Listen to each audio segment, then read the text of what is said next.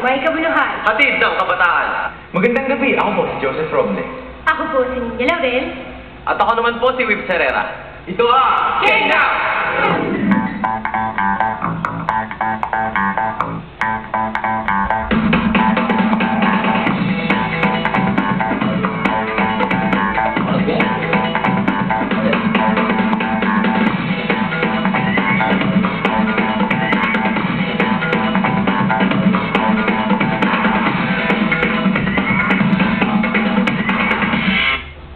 Kanina umaga na pag-usapan natin ang tungkol sa paglulunsad ng Bantay TV campaign kung saan sisimulan ng i-monitor ng DepEd ang mga palabas sa telebisyon. Dumalo rin tayo sa ginanap na Founders Night sa Strong's Makati at Underwater Odyssey sa Manila Ocean Park, kung saan bahagi pa rin ito ng pagdiriwang ng ika-10 taon ng Knowledge Channel Foundation. Binigyang parangal naman ang 6 na Ramon Magsaysay awardees para sa kanilang kontribusyon sa kanilang bansa. 4 sa mga nabigyan ng parangal ay pa ang mga environmentalists. Magiging proud to be Pinoy naman tayo sa susunod kong kwento, kung saan ang isang Pinoy ay naimbitahan sa International Art Fair na gaganapin sa Italy. Para sa mga detalye narito sa student correspondent Angelo Pelaez.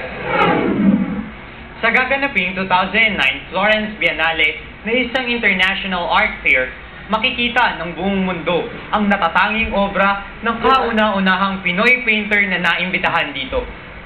Sino siya? Ating kilalanin. Ang pamosong International Art Fair na Florence Biennale ay ginaganap sa Italy kada 2 taon. Nagbibigay ito ng pagkakataon sa mga piling artists mula sa iba't ibang bansa na ipakita ang kanilang galing sa larangan ng pagpipinta, iskultura, photography at iba pa. Ngayong taon, mula sa 80 bansang napili upang lumahok sa art fair, isang Pinoy ang naimbitahan upang ipakita ang galing sa larangan ng pagpipinta. Siya si Max Balatbat o kilala bilang Kuya Max Bal. Ang kanyang entry sa nasabing art fair ay pinamagatang Avenida Manila. Itong piyesang to, hinaitin ko itong Avenida Manila. Sa lahat ng mga piyesang ginagawa ko, halos karamihan, lahat ng inspirasyon, lahat ng mga bagay na naging eksperyensya sa buhay ko, lahat yan naglalaro sa Avenida. Mahigit 1 dekada na siyang pintor at patuloy pa rin niyang pinag-uhusayan ang kanyang hilig sa pagpipinta. Gusto ko kasing malaman ng iba na hindi na natin kailangan magpakalalim at magpakahenyo, mag-isip ng napakalayong mga subjects. Mas masarap yung totoo ka lang. Mas masarap yung kung ano yung kinalakihan mo, kung ano yung pinagmula mo. Yun yung ikaw eh. Yun yung doon ka pinakamagaling.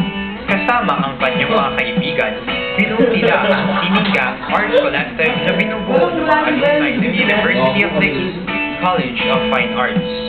Nung estudyante ako, fighter ako eh. Yun lang lagi ko iniisip, sabi ko, isang bagay, kung talagang gusto mo, pilitin mo. Yun ang pinakamasarap na part dun sa pakikipaglaban mo. Yung naniniwala ka sa sarili mo, naniniwala ka dun sa art mo, malaking bagay. Kailangan, respetuhin mo yung ginagawa mo. Huwag silang mahiya ipakita sa ibang tao dahil yun yung pinakaunang tutulong sa'yo. Todo suporta naman ang kanyang natatanggap mula sa kanyang pamilya. Proud ako sa'yo, dude. Naniniwala ako sa kakayanan mo. Alam mo, ako #1 fan mo. Ang pagkakabilang ni Kuya Magdalman at hiyosong art fair na ito ay malaking karangalan sa ating bansa. Patunay lamang na kaya nating makipagsabayan sa ibang bansa pagdating sa larangan ng pagpipinta. Saludo po kami sa inyo. Ako po si Angelo Pelaez ng Francisco P. Felix Memorial National High School para sa K-Now. Nakakabilib talaga mga Pilipino. Isipin nyo, si Kuya Max Bal ang kauna-unahang Pilipino na imbitahan sa art fair na yun. Tingin nyo kaya ko rin kaya yun? Oo naman, kaya mo yun. Dami mo naman na-drawing na stick na bahay, stick na kotse, stick na gamit, stick na building, tsaka stick na tao, di ba? Ang ganda, di ba? Oo nga. Kaya kayong mga batang mahilig mag-drawing, kumuha na ng lapis at pangkulay. Malay nyo, kayo ang sunod na maimbitahan sa Florence Biennale. Teka, kailan ka ba natutong gumuhit? Aba, simula pagkabata ko pa. Oo, nasa guhit lang yung kaya niyang iguhit. Sampul nga. Anyway, congrats po Kuya Max Bal. Sigurado ang agaw pansin ng inyong artwork sa nasabing art fair. Nagtapos na naman ang buong araw nating puno ng balitaan. Muli, ako po si